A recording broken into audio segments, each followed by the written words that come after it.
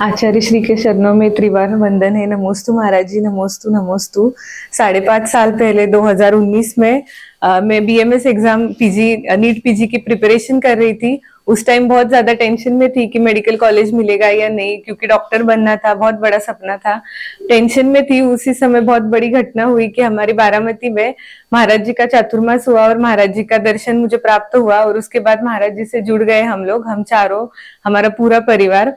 और उसके बाद बहुत टेंशन में थी। फिर महाराज जी के पास मम्मी पापा लेके आए। फिर महाराज जी को बोला कि महाराज जी, मुझे मेडिकल को एग्जाम देना है और डॉक्टर बनना है, तो मुझे आशीर्वाद दीजिए। तब महाराज जी ने मुझे 6 नंबर और 20 नंबर काव्य बताया और भक्तांबर की साधना बताई कि कैसे करनी है 21 दिन, और उसके साथ कुछ मंत्र जाप भी बताए और विधि बताई। उसके अनुसार मैंने 21 दिन की साधना की।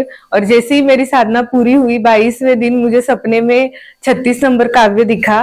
मुझे ऋषभदेव भगवान कमल की रचना जैसे हुई थी, उसी मतलब वो चल रहे वैसे सपने में दिखा। और नेक्स्ट डे मेरा रिजल्ट लगा और मुझे जो चाहिए उसी कॉलेज में मेरा एडमिशन हुआ।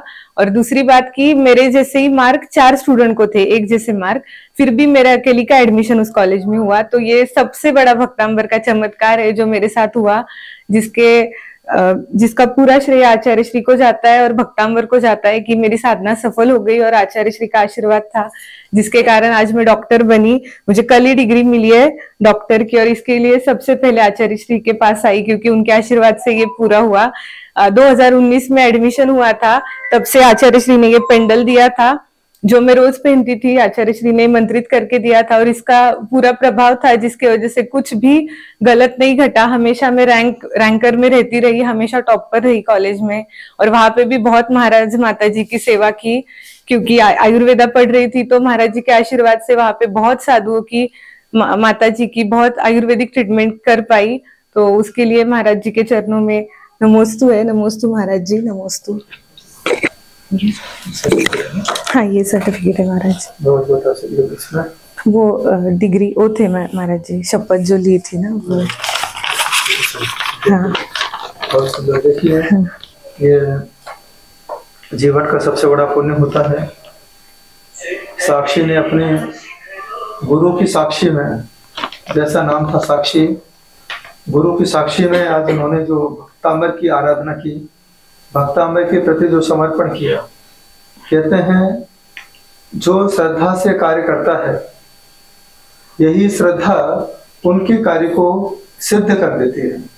और आज इनकी श्रद्धा ने गुरु की साक्षी में भक्तांबर को सिद्ध करके दिखाया और आज उन्हें जो सफलता प्राप्त हुई है, मुझे लगता है कि आज पंचम काल है, हुंडावसर परिकाल है।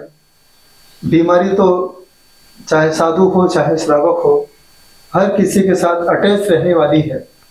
लेकिन आज यह जो आयुर्वेद से इन्होंने डॉक्टरी की है, पंचम काल में हर साधु के लिए ये ऐसे डॉक्टर वरदान साबित हो सकते हैं। ना जाने कितने साधुओं की साधना सुरक्षित रहेगी, साधना आगे बढ़ेगी, क्योंकि शरीर स्वस्थ रहेगा तो साधु की साधना मस्त रहेगी, प्रसन्नचित तरीके से वो साधना कर सकता है। तो साक्षी के लिए, उनके परिवार के लिए, पिताजी के लिए, उनकी माँ के लिए मेरा बहुत बहुत आशीर्वाद है कि अपने जीवन में जो बच्चों को आपने ऐसे धार्मिक संस्कार दिए, अगर माता पिता बच्चों को हमारे पास लेकर के नहीं आते तो बच्चे भक्तांबर को साथ लेकर के नहीं जाते। तो टिट फॉर टेट, तो आज उनके परिवार के लिए भी मेरा बहुत बहुत आशीर्वाद है। साक्षी के लिए भी यही आशीर्वाद है कि बस जो तुमने भगवान की साक्षी में, भक्तांबर की साक्षी में जो तुमने आराधना की है, बस ये आराधना जो तुमने पद पाया है, डॉक्टर का पद पंचम काल में भगवान का पद होता है। लोग जितना इंतजार पत्थर के भगवान के सामने नहीं करते हैं, उससे ज्यादा इंतजार डॉक्टर रूपी भगवान के सामने करते हैं।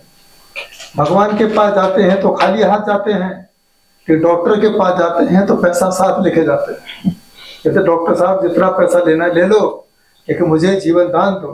तो आज जीवन को जीवन दान देने वाले ऐसे डॉक्टर यदि सदाचारी हों, भक्तांबर से जुड़े हों, तो मुझे पूरा विश्वास है जहां दवाएं असर नहीं करती हैं, लेकिन उस दवा के साथ जब भक्तामर की दवा हो जाती है तो वह दवा अपने आप असरकारी साबित हो जाया करती है। वह यह जो साक्षी दवाएं तो देगी ही, लेकिन दवा के साथ साथ भक्तामर की दवाएं भी तुम्हें देगी, जिससे आगे आप धर्म के मार्ग पर बढ़ सके, भगवान की आराधना कर सके। क्योंकि दवाएं तुम्हारे शरीर को बचा सकती है, क्योंकि दवाएं तुम्हारी आत्मा को बचा सकती है। जब आत्मा बचती है तो शरीर अपने आप सुरक्षित हो जाया करता है।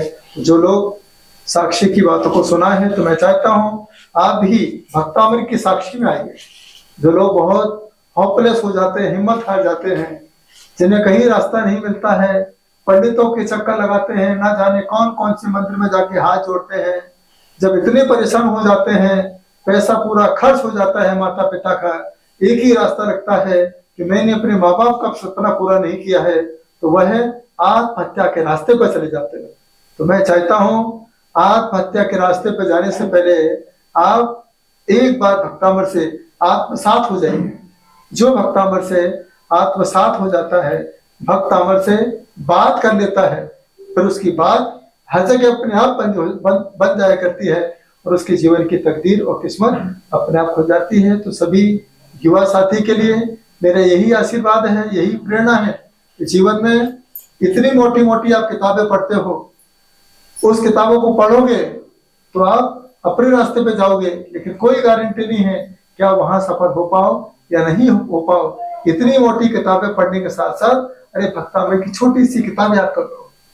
जो भक्तामृत की छोटी सी किताब याद कर लेगा, यह भक्तामृत आपको मोटी मोटी बड़ी बड़ी किताबें अपने आप याद करा देगा। ना जाने यह भक्तामृत कितनी सारी डिग्रियां तुम्हारे सामने ला के प्रस्तुत कर देगा। तो आप सभी भक्तामृत से जुड़िए। एक ही मेरा सपना है, घर घर भक्तामृत, हर घर भक्तामृत। तो मेरा साक्षी के लिए बहुत बहुत आशीर्वाद। नमस्ते महाराज जी, नमस्ते।